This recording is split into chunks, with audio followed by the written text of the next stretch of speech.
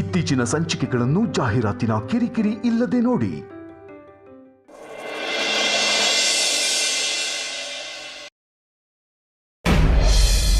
ಅದಿತಿ ಅದಿತಿ ಅದಿತಿ ಅದಿತಿ ಅಪ್ಪ ಕೂಗ್ತಾ ಇದ್ದಾರೆ ಕಣೆ. ಪ್ರೀತಿ ಮಾಡಬಾರದು ಮಾಡಿದರೆ ಜಗಕ್ಕೆ ಹೆದರ. ಸುಮ್ನೆ ಇರ. ನನ್ ಕಷ್ಟ ನನಗಾಗಿದ್ರೆ ನೀನ್ ಹಾಡು ಹೇಳಿ ಕಿಂಡಲ್ ಮಾಡ್ತಿದ್ಯಾ? ಬಾಯ್ ಮುಚ್ಕೊಂಡಿದ್ರೆ ಸರಿ, ಕುದ್ಕೆ ಮೇಲೆ ಕಾಲಿಟ್ಬಿಡ್ತೀನಿ ಅಷ್ಟೇ. ಅಲ್ಲ ಕಣೆ, ಈ ಲವ್ ಮಾಡೋದ್ ಯಾಕೆ, ಲವ್ ಮಾಡಿದ್ಮೇಲೆ ಹೆದರ್ಕೊಳ್ಳೋದು ಯಾಕೆ ಅಂತ.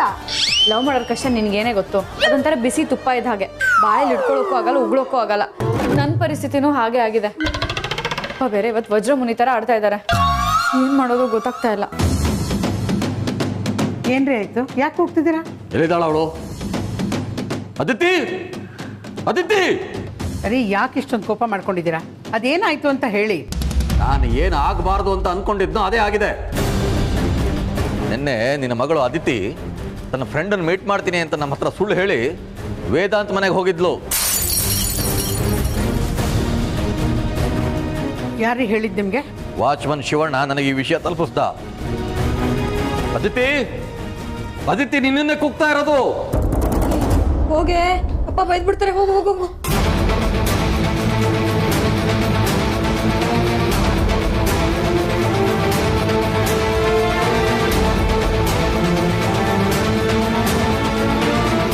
ನಾನು ನಿನಗೆ ಧ್ರುವನ್ ನೋಡೋದಕ್ಕೆ ಹೋಗ್ಬೇಡ ಅಂತ ಹೇಳಿದ್ದೆ ತಾನೇ?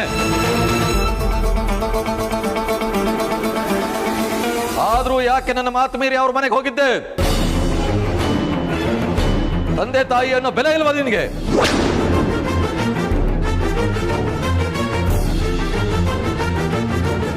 ನಮ್ಮ ಮರ್ಯಾದೆಗಿಂತ ನಿನಗೆ ಆ ಧ್ರುವನ್ ಮೇಲಿರೋ ಪ್ರೀತಿನೇ ಹೆಚ್ಚಾಗೋಯ್ತಾ ನಿನಗೆ?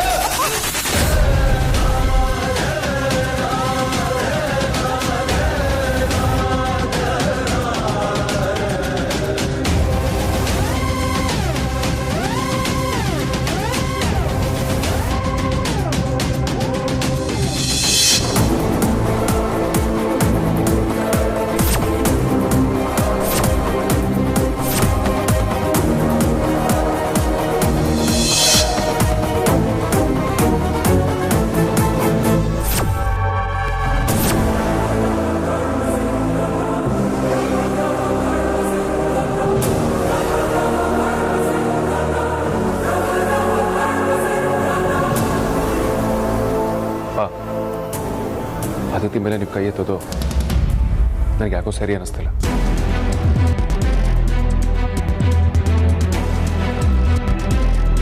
ಮೇಲಾಗಿ ಅದಿತಿ ಮದುವೆ ವಯಸ್ಸು ಬಂದಿದ್ದಾಳೆ.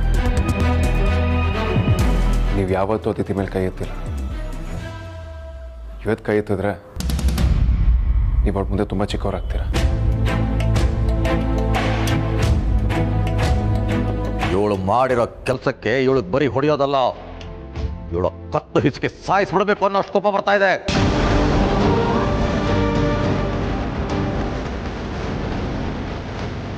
ಪ್ಲೀಸ್ ಆ ರೀತಿ ಮಾತಾಡಬೇಡಿ. ನಿನಗೆ ಗೊತ್ತಿಲ್ಲ ವೇದಾಂತು, ನಾನು ಬಡವನೇ ಆಗಿರಬಹುದು, ಆದರೆ ಯಾವತ್ತೂ ಮರ್ಯಾದೆ ಕಳ್ಕೊಳ್ಳುವಂಥ ಕೆಲಸ ಮಾಡಿಲ್ಲ. ಈಗ ಇವಳು ನನ್ನ ತಲೆ ತಗ್ಸುವಂಥ ಕೆಲಸ ಮಾಡ್ತಾ ಇದ್ದಾಳೆ.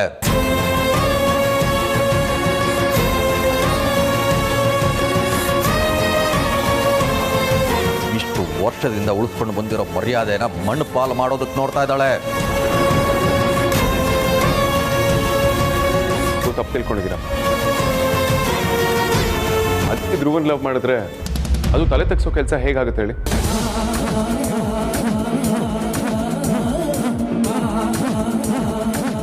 ವೇದಾಂತು, ಹಾಸಿಗೆ ಇದ್ದಷ್ಟು ಕಾಲು ಚಾಚಬೇಕು ಅನ್ನೋದೆಷ್ಟು ಸತ್ಯನೋ, ಯೋಗ್ಯತೆ ಮೀರಿ ಆಸೆ ಪಡಬಾರ್ದು ಅನ್ನೋದು ಕೂಡ ಅಷ್ಟೇ ಸತ್ಯ.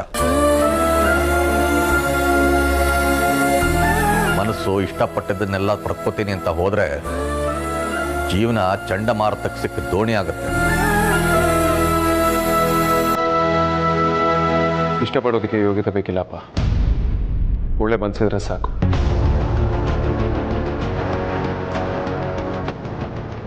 ನೀವೇನಿದೆಯಪ್ಪ, ಅದಿತಿ ಧ್ರುವನ್ ಲವ್ ಮಾಡ್ತಿದ್ದಾರೆ ಅಂತ ಗೊತ್ತಾದಾಗ ನನಗೆ ಎಷ್ಟು ಖುಷಿ ಆಯ್ತು ಗೊತ್ತಾ?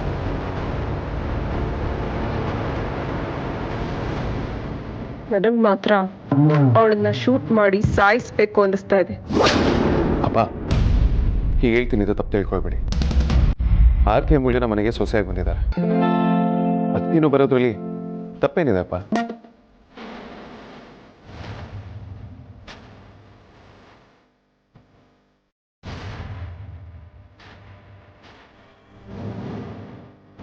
ತಪ್ಪು ಸರಿ ಅನ್ನೋದನ್ನು ನನಗೆ ಬಿಡಿ, ಅದನ್ನು ನಾನು ನೋಡ್ಕೋತೀನಿ. ಆದರೆ ನೀವು ಮಾತ್ರ ಈ ವಿಚಾರದಲ್ಲಿ ಮೂಗು ತೂರಿಸ್ಕೊಂಡು ಬರಬೇಡಿ.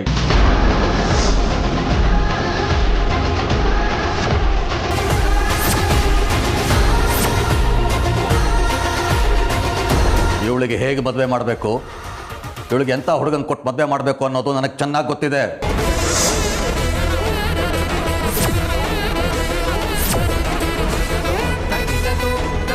ಈಗಾಗಲೇ ನಾನು ಇವಳಿಗೆ ಒಬ್ಬ ಹುಡುಗನ ನೋಡಿದ್ದೀನಿ.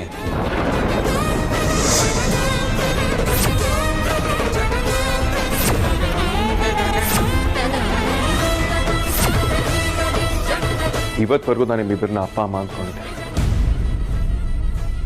ಈ ಮನೆ ನನ್ನ ಮನೆ ಅಂದ್ಕೊಂಡಿದ್ದೆ.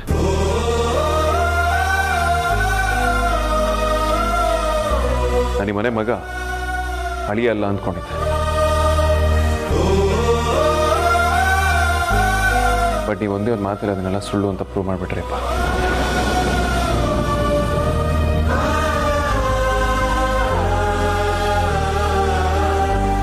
ಇಷ್ಟು ದಿನ ನಾನು ಅಂದ್ಕೊಂಡಿದ್ದೆಲ್ಲ ಸುಳ್ಳು ಅಂತ ಪ್ರೂವ್ ಮಾಡಿದೆ. ಒಂದೇ ಮಾತಲ್ಲಿ ನನ್ನ ಹೊರಗ್ನವನು ಅಂತ ಹೇಳ್ಬಿಟ್ರಿ ಅಲ್ವಾ? ಇಲ್ಲ, ನೀನು ಹೊರಗ್ನವನು ಅಂತ ಹೇಳ್ತಾ ಇಲ್ಲ. ಅದಿತಿ ಮದುವೆ ವಿಚಾರನ ನನ್ನ ಇಷ್ಟಕ್ಕೆ ಬಿಡಿ ಅಂತ ಹೇಳ್ತಾ ಇದ್ದೀನಿ.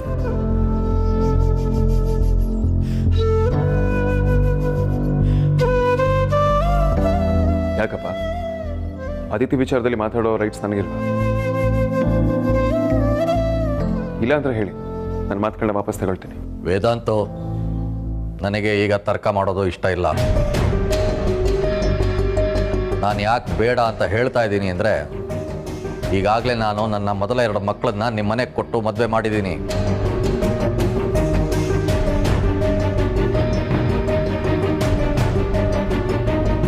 ಮೂರನೇ ಮಗಳನ್ನು ಅದೇ ಮನೆಗೆ ಕೊಡೋದಕ್ಕೆ ನನಗಿಷ್ಟ ಇಲ್ಲ.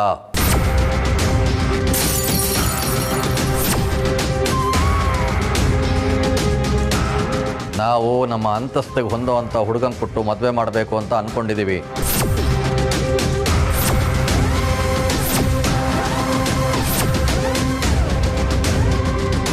ಅಪ್ಪ, ಇಷ್ಟು ದಿನ ನಾವೆಲ್ಲ ಒಂದೇ ಅಂತ ಅಂದ್ಕೊಂಡು ಬದುಕ್ತಾರೆ.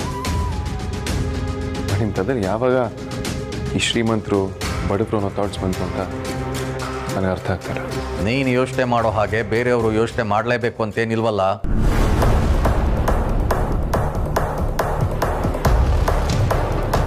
ಕೆಲವರಿಗೆ ಬಡತನ ಸಿರಿತನ ಅಂತ ಅಳಿಯೋ ಬುದ್ಧಿ ಇರುತ್ತೆ. ಎಲ್ಲರೂ ಒಳ್ಳೆಯವರು ಅಂತ ಹೇಳೋದು ತಪ್ಪಾಗುತ್ತೆ ವೇದಾಂತು. ಎಲ್ಲರ ಮನಸ್ಥಿತಿನೂ ಒಂದೇ ಥರ ಇರಲ್ಲ ಅಲ್ವಾ?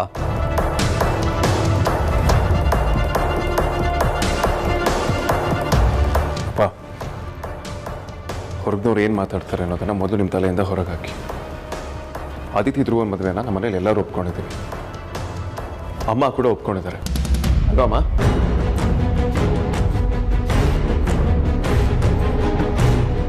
ಅಮ್ಮ, ಇವ್ರಿಗೆ ಯಾಕೋ ಇನ್ನೂ ಕ್ಲಾರಿಟಿ ಸಿಕ್ಕಿಲ್ಲ ಅನ್ಸುತ್ತೆ. ಈ ಮದುವೆಗೆ ನೀವು ಒಪ್ಕೊಂಡಿದ್ದೀರಾ ಅಂತ ನೀವೇ ಅವ್ರಿಗೊಂದ್ಸಲ ಹೇಳಿಮ್ಮ.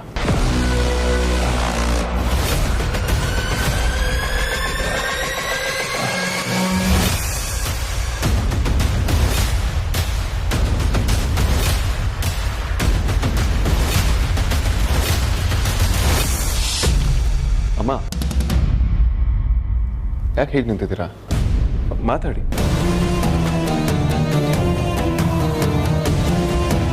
ನಮ್ಮ ವೇದಾಂತ್ ಇಷ್ಟೆಲ್ಲ ಹೇಳಿದ್ಮೇಲೂ ನಿಮಗೆ ನಂಬಿಕೆ ಬರಲಿಲ್ವಲ್ಲ ಅಂತ ನನಗೆ ಆಶ್ಚರ್ಯ ಆಯಿತು ಅಷ್ಟೆ. ಸರಿ, ನಾನು ಕ್ಲಾರಿಫೈ ಮಾಡ್ತೀನಿ. ಈ ಮದುವೆ ಬಗ್ಗೆ ನನಗೆ ಯಾವುದೇ ರೀತಿ ಅಭ್ಯಂತರ ಇಲ್ಲ.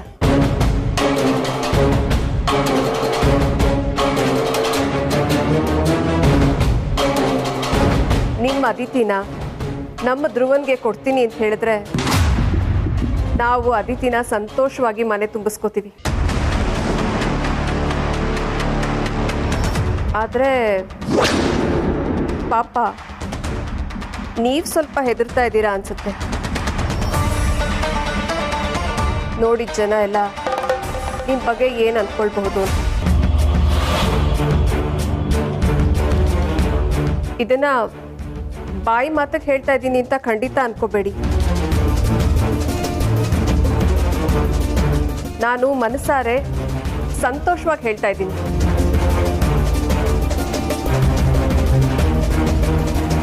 ಅದಿತಿ ನಮ್ಮನೆಗೆ ಬರೋದಾದ್ರೆ ನಮ್ಮೆಲ್ರಿಗೂ ತುಂಬ ಖುಷಿ. ಅಕ್ಕ ತಂಗಿರು ಒಂದೇ ಮನೆಗೆ ಸೊಸೆಯರಾಗಿ ಬಂದರೆ ಮನೇಲಿ ಹೊಂದಾಣಿಕೆ ಚೆನ್ನಾಗಿರುತ್ತೆ.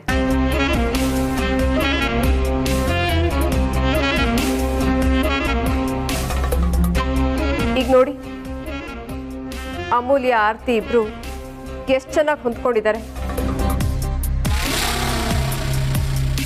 ನಿಮ್ಮ ಅದಿತಿನೂ ಬಂದರೆ ನಮ್ಮ ಮನೆಯಲ್ಲಿ ಯಾವುದೇ ಸಮಸ್ಯೆ ಬರೋಕ್ಕೆ ಚಾನ್ಸೇ ಇರಲ್ಲ. ನೀವು ಒಪ್ಪೋದಾದರೆ ನಾವು ಅದಿತಿನ ಮನೆ ಮಗಳಾಗಿ ನೋಡ್ಕೋತೀವಿ, ಸಂತೋಷವಾಗಿ ಮನೆ ತುಂಬಿಸ್ಕೋತೀವಿ.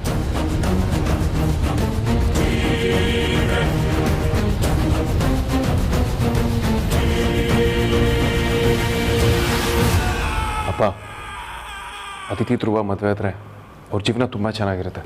ಪ್ಲೀಸ್ ಒಪ್ಕೊಳ್ಳಿ ಅಪ್ಪ.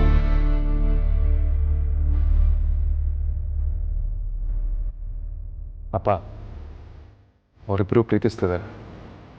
ಮದುವೆ ಮಾಡ್ಕೊಡ್ಬೇಕಾಗಿರೋದು ನಮ್ಮೆಲ್ಲರ ಕರ್ತವ್ಯ. ಪ್ಲೀಸ್ ಇಲ್ಲ ಅನ್ಬೇಡಿ ಅಪ್ಪ, ಮದುವೆಗೆ ಒಪ್ಕೊಳ್ಳಿ.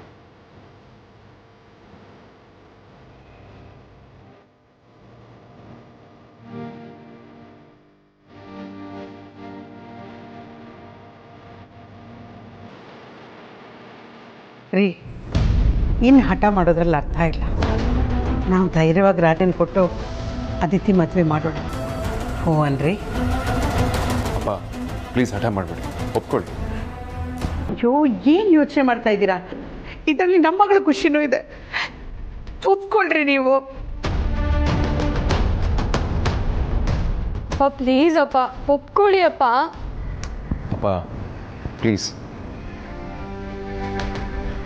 ದಯವಿಟ್ಟು ರೀ, ನಿಮ್ಮ ಕೈ ಮುಗಿತೀನಿ, ಒಪ್ಕೊಳ್ಳಿ.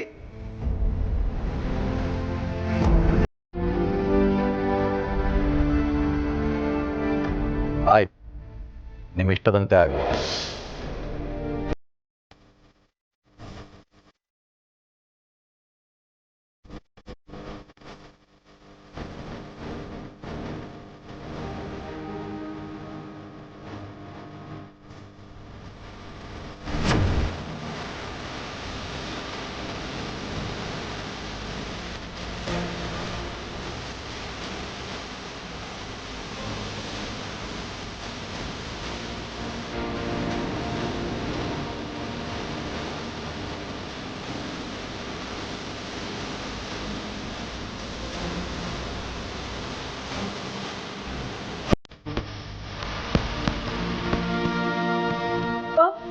ಥ್ಯಾಂಕ್ಸ್ ಅಪ್ಪ.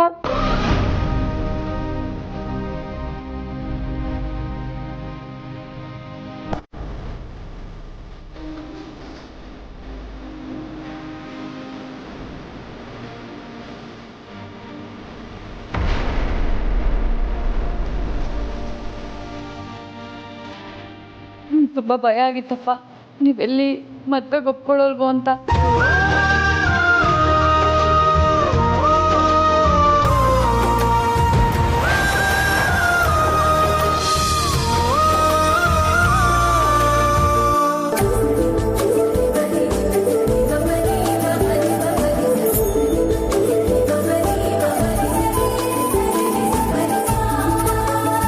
ಸರಿ, ಹಾಗಾದ್ರೆ ಒಳ್ಳೆ ರೂಟ್ ನೋಡಿ ತಾಂಬೂಲ ಬದಲಾಯಿಸ್ಕೊಳ್ಳೋ ಶಾಸ್ತ್ರನ ಮುಗಿಸ್ಕೊಳ್ಳೋಣ.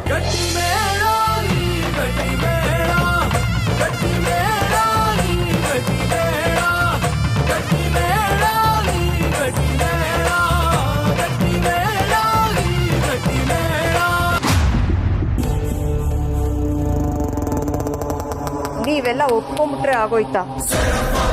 ಮದುವೆ ನಡೆಯೋದಕ್ಕೆ ಸಾಕಷ್ಟು ಸಮಯ ಇದೆ. ಮದುವೆ ನಡೆಯೋದಕ್ಕೆ ನಾನು ಬಿಡಬೇಕಲ್ಲ.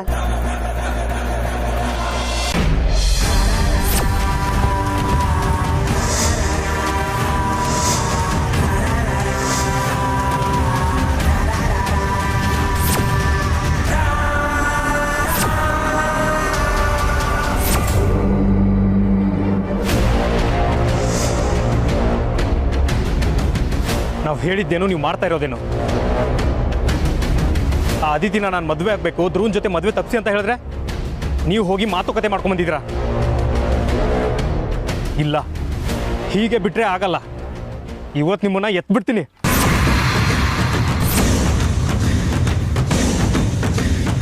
ತೇಜಸ್, ನನ್ನ ಮಾತನ್ನು ಸ್ವಲ್ಪ ಕೇಳು. ಎಲ್ಲ ನಾವು ಪ್ಲಾನ್ ಮಾಡಿದ ಹಾಗೆ ನಡೀತಾ ಇತ್ತು. ಆದರೆ ಲಾಸ್ಟ್ ಮಿನಿಟಲ್ಲಿ ಆ ಅಮೂಲ್ಯ ಎಲ್ಲ ಹಾಳು ಮಾಡಿಬಿಟ್ರು. ಇನ್ನೇನು ವೇದಾಂತ್ ಹೋಗಿ ನಮ್ಮ ಕಡೆ ಹುಡುಗಿನ ಮೀಟ್ ಮಾಡಬೇಕಾಗಿತ್ತು.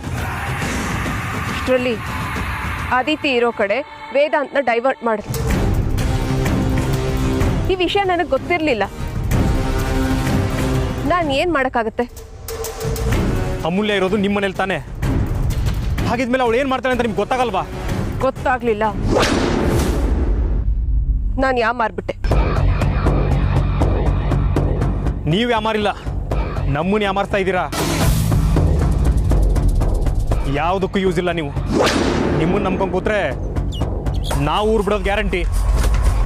ನಿಮ್ಮನ್ನ ತೇಜಸ್, ಒಂದು ನಿಮಿಷ.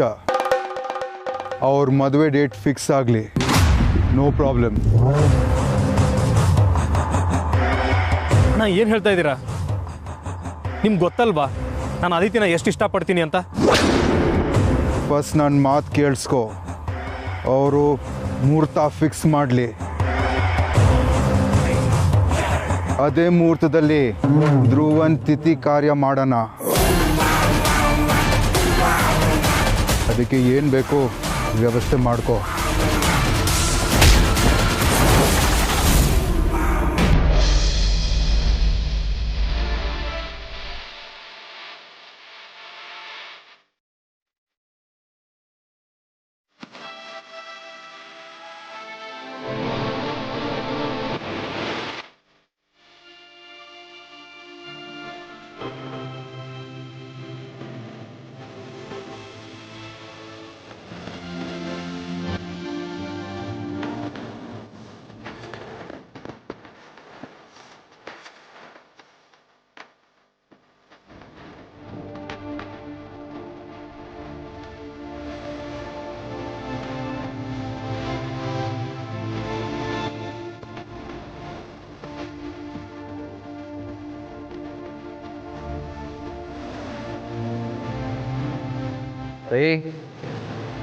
ಬರೀ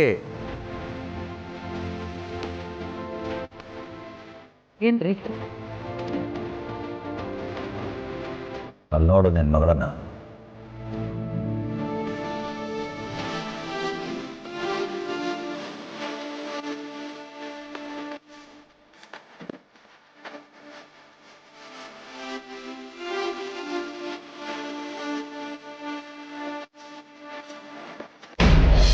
ನೋಡಿದ್ರೇನ್ರಿ ನಿಮ್ಮ ಮಗಳನ್ನ? ಇಷ್ಟು ದಿನ ಇವಳು ರೆಕ್ಕೆ ಮುರ್ಕೊಂಡಿರೋ ಹಕ್ಕಿ ಥರ ಇದ್ಲು.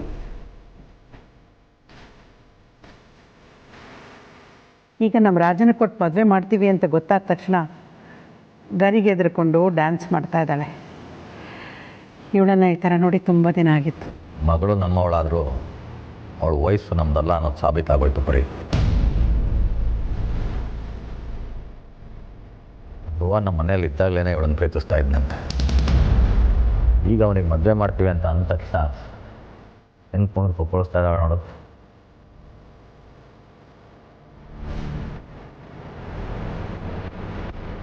ಹೌದು ರೀ, ನಾವು ನಮ್ಮ ಮಕ್ಕಳು ಮದುವೆ ವಯಸ್ಸಿಗೆ ಬಂದಿದ್ರು ಅವರಿನ್ನೂ ಚಿಕ್ಕವರು ಅನ್ನೋ ಭಾವನೆಯಲ್ಲೇ ಇರ್ತೀವಿ.